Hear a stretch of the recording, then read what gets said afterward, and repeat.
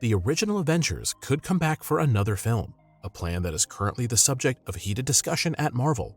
Whether Jonathan Majors will stick around as the supervillain Kang, however, seems highly doubtful at the moment, as there is a lot of unrest happening behind the scenes.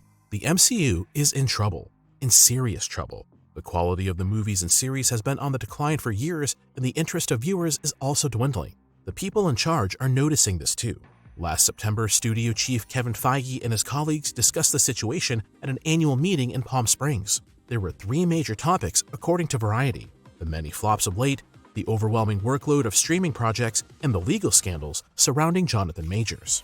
Due to the situation around the Kang actor, Marvel is locked in a stalemate. Since Ant-Man and the Wasp: Quantumania at the latest, he has been established as a new major antagonist around which the following movies and series are to revolve.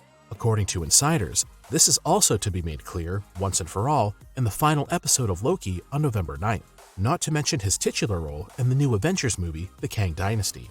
When the first allegations of abuse made against Majors emerged in spring, Marvel was still playing for time, as work on the Avengers movie wasn't scheduled to start until early 2024 anyway. Unfortunately, the situation continued to worsen, and the writer's strike prevented the company from adjusting its plan for future projects. According to internal sources, the idea of giving up Majors already came up when Ant-Man 3 flopped at the box office. At the meeting in Palm Springs, various alternatives have now been discussed, according to Variety, including an alternate villain none other than Dr. Doom, best known as the antagonist of the Fantastic Four. Even a recasting of the Kang role is not entirely ruled out. After all, a recasting has already happened a couple times in the history of the MCU, albeit only for supporting roles. The other 2 points of criticism are closely related and can be summed up as follows. Marvel has taken on too much. At the end of Phase 3, the strategy was to never have a gap in superhero content and to always have at least one feature film or series running. The result was chaotic conditions behind the scenes, poor organization of projects, and overtaxing of CGI teams due to impossible deadlines. Movies and series were released with unfinished effects, people in charge like Victoria Alonso were fired, and the CGI teams joined together in a union to fight back against the working conditions.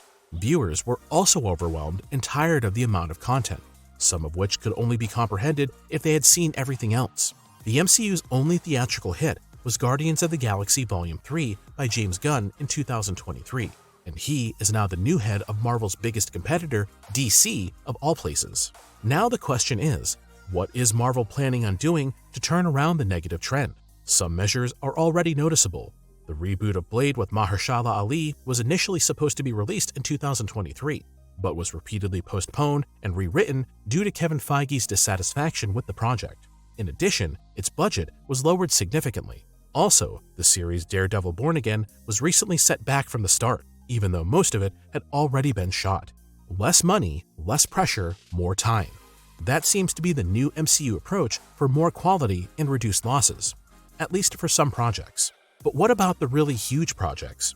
The big Kang story is pending, and the new superheroes are having a rather rough start with fans. According to various sources, there are thoughts of bringing back the old Avengers, including Robert Downey Jr. as Iron Man and Scarlett Johansson as Black Widow. If Marvel were to take this step, it would definitely not be a cheap movie. There is another glimmer of hope. Following the takeover of 21st Century Fox, the X-Men and the Fantastic Four can finally be integrated into the MCU. Thus, Marvel has some popular characters up its sleeve that fans are interested in, without having to trouble any other heroes for a major hit. We're eager to find out whether Marvel can turn things around. What are your thoughts on the matter? Are you still hopeful that the Marvel brand will soon represent quality again? Or is it too late for that? We can't wait to read your opinions in the comments.